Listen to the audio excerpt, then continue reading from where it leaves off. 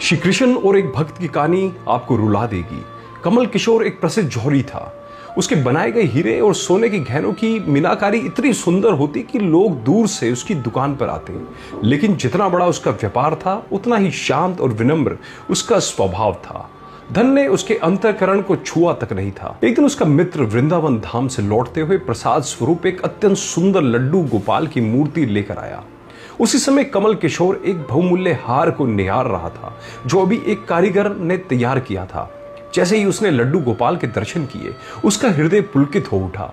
उसने प्रेमवश वह हार ठाकुर जी के गले में पहना दिया और कहा, अब यह हार सार्थक हुआ।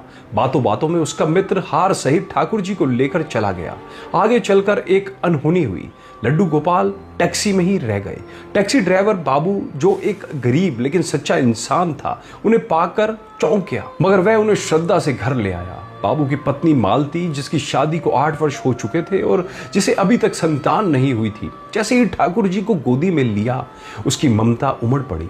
उसकी आंखों में अश्रु बहने लगे और वात्सल्य की अनुभूति से उसे मां जैसा अनुभव होने लगा। उस दिन से लड्डू गोपाल उनके पुत्र बन गए। कमल किशोर को जब हार की याद आई तो मित्र से पूछने पर उत्तर मिला, हार सहित वह चितचोर ही चोरी हो गए।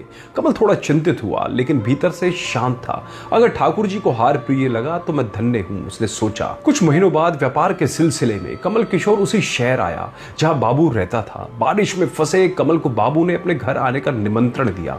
घर पहुंचते ही एक दिव्य सुगंध और आनंददायक वातावरण से उसका हृदय पुलकित हो गया। जब उसने ठाकुर जी के दर्शन किए तो देखता है वही लड्डू गोपाल, वही हार। उसे सब याद आ गया।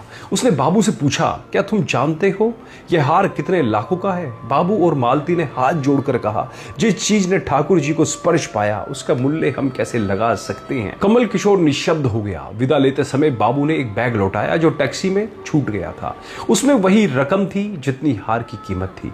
कमल किशोर की आंखें नम हो गई। वह समझ गया, ठाकुर जी ने उसे सिखाया था कि जब तक भाव निश्चल था, हार गले में था। पर जैसे ही मूल्य की बात आई, उन्होंने उसका अहंकार तुरंत तोड़ दिया। ठाकुर जी को मिष्टान से नहीं, भाव से भोग लगता है। वे वही वास करते हैं जब विनम्रता, भक्ति और निष्कपट सेवा होती है। हम तो केवल निमित्त मात्र हैं। जो सेवा ठाकुर जी करवाना चाहे उसी घर में प्रकट हो जाते हैं। इस कथा को जितना हो सके आगे बढ़ाएं, क्योंकि यह केवल एक कथा नहीं, एक चेतना है।